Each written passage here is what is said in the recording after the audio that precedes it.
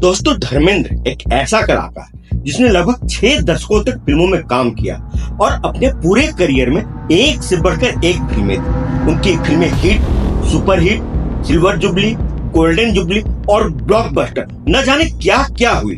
उनकी सिर्फ सफल फिल्मों की गिनती 98 है, जो कि अब तक किसी भी फिल्म स्टार के हिट फिल्मों की संख्या से ज्यादा है। लेकिन उनको अपने करियर से एक मलाल रहा है। उनको कभी भी किसी भी फिल्म के लिए बेस्ट एक्टर का फिल्म फेयर अवार्ड नहीं मिला।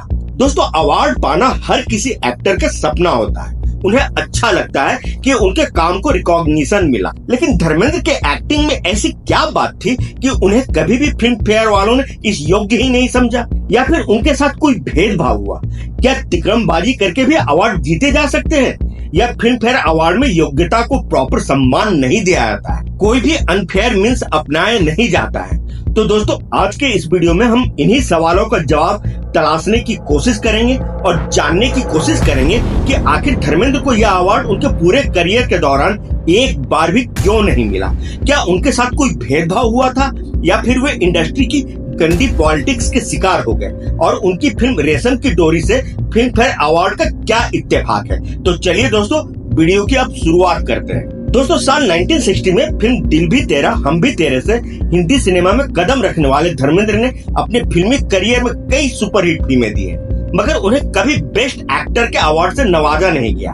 फिल्म फेयर अवार्ड्स के लिए वे नॉमिनेट तो कई बार हुए, मगर विजेता नहीं बन सके। लेकिन सबसे पहले हम आपको फिल्म रेशम की डोरी से धर्मेंद्र के अवार्ड्स का क्या इत्तेफाक है वो आपको बताते हैं। दोस्तों, धर्मेंद्र को इंडस्ट्री में अपना करियर शुरू किए हुए लगभग 6 दशक से ज्यादा का समय हो चुका है और उन्होंने अपने करियर में 300 से भी ज्यादा फिल्में की है। 1974 में रिलीज हुई रेशम की डोरी उनके करियर की अहम फिल्मों में से गिनी जाती है। मूवी में धर्मेंद्र के अलावा सायरा बानो की भी मुख्य भूमिका।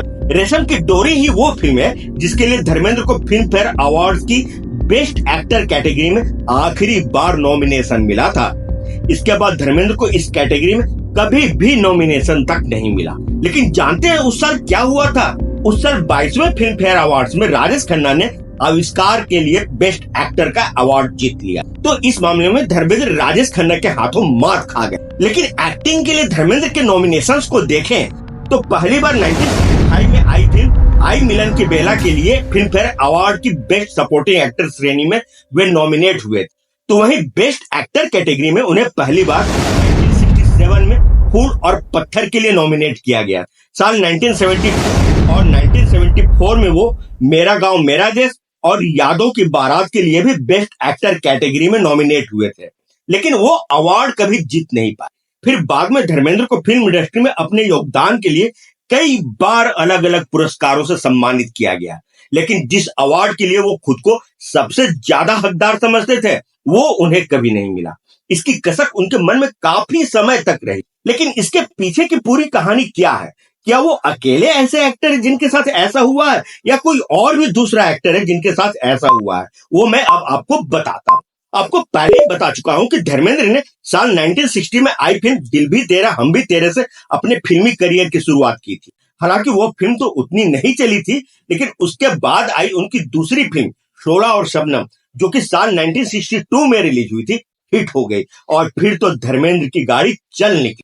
वो हर साल एक दो और कभी कभी तो साल में 3-4 हिट फिल्में भी देते रहे। साल 1973 में तो उन्होंने एक ही साल में 6 सफल फिल्में दी थी। उस साल की उनकी हिट फिल्मों के नाम है यादों की बारात, जुगनू, लोफर और कहानी किस्मत की।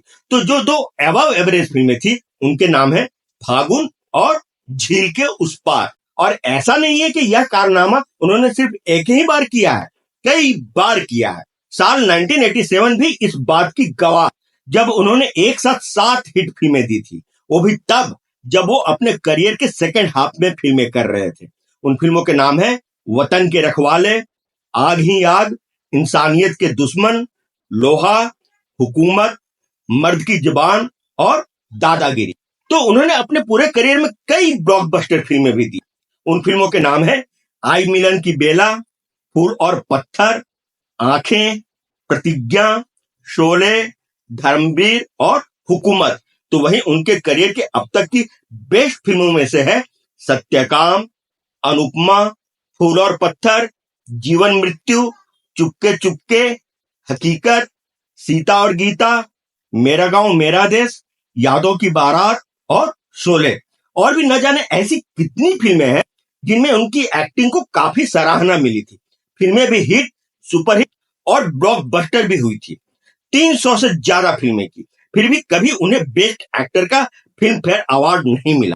लेकिन ऐसा नहीं है कि यह सिर्फ धर्मेंद्र के साथ ही हुआ है। ऐसा भारत के इकलौते मेगा स्टार मिथुन चक्रवर्ती और सुपरस्टार जितेंद्र के साथ भी हुआ।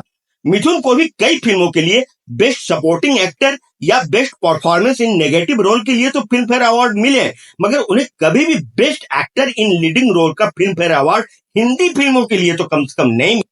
अभी हाल ही में उन्हें बांग्ला फिल्म प्रजापति के लिए यह अवार्ड दिया गया है, साल 2023 में। तो जिस एक्टर ने 4 बार नेशनल अवार्ड जीते हो, उसे भी बेस्ट एक्टर का फिल्म फेयर अवार्ड नहीं मिला, ये क्या बात हुई। खैर, मिथुन दा को तो इतना मिला भी, एवरग्रीन स्टार जितेंद्र को तो ये भी कभी नहीं मिला। फिल्म फेयर वालों ने उन्हें साल 2003 में सिर्फ लाइफ टाइम अचीवमेंट का अवार्ड दिया अब तक, बस। तो धर्मेंद्र ही सिर्फ इस मामले में अकेले नहीं है। इसके अलावा धर्मेंद्र को अब तक कई अवार्ड्स मिले हैं। ऐसा नहीं है कि धर्मेंद्र को अब तक कोई अवार्ड नहीं मिला। साल 1997 में फिल्म फेयर वालों ने उन्हें उनके फिल्मी करियर के लिए लाइफ टाइम अचीवमेंट अवार्ड से नवाजा था। तो साल 1991 में घायल फिल्म के लिए बेस्ट पॉपुलर फिल्म की कैटेगरी में उन्हें नेशनल अवार्ड मिला है। आईफा यानी कि इंटरनेशनल इंडियन फिल्म एकेडमी की तरफ से उन्हें साल 2007 में भी लाइफ टाइम अचीवमेंट अवार्ड से नवाजा गया था। तो साल 2004 में जी सिने अवार्ड की तरफ से best contribution to Indian cinema के लिए, इसके अलावा उन्हें Bombay international film festival, Apsara film producers guild awards, इसके अलावा और भी कई छोटी बड़ी संस्थाओं की ओर से लाइफ टाइम अचीवमेंट अवार्ड से नवाजा गया था। दोस्तों, ऋषि कपूर अपने बिंदास व्यवहार और बेबाक बयानों के लिए जाने जाते थे।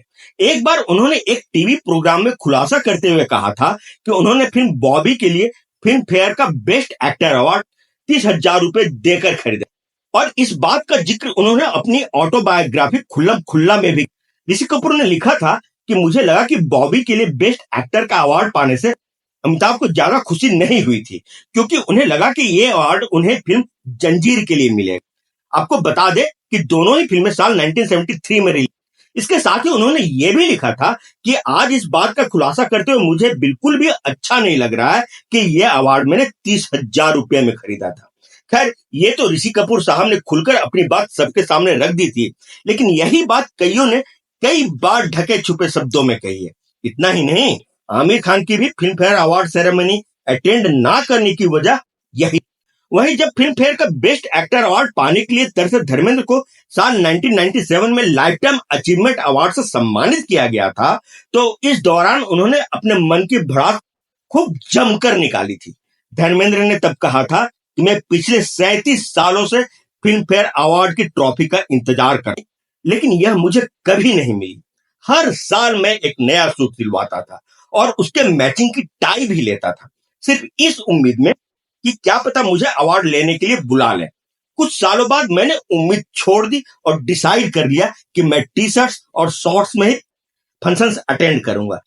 तो दोस्तों, ये थी कहानी धर्मेंद्र की और उनके फिल्म फेयर का बेस्ट अवार्ड न पाने की कसक की कहानी। ये कहानी आपको कैसी लगी हमें कमेंट बॉक्स में लिखकर जरूर बताएं, और ये भी बताएं कि क्या आपको लगता है कि फिल्म इंडस्ट्री में अवार्ड देने के मामले में कलाकारों के साथ भेदभाव होता है, और क्या अवार्ड पैसे देकर भी खरीदे जा सकते हैं। दोस्तों, आप लोगों की प्रतिक्रिया का हमें इंतजार रहेगा।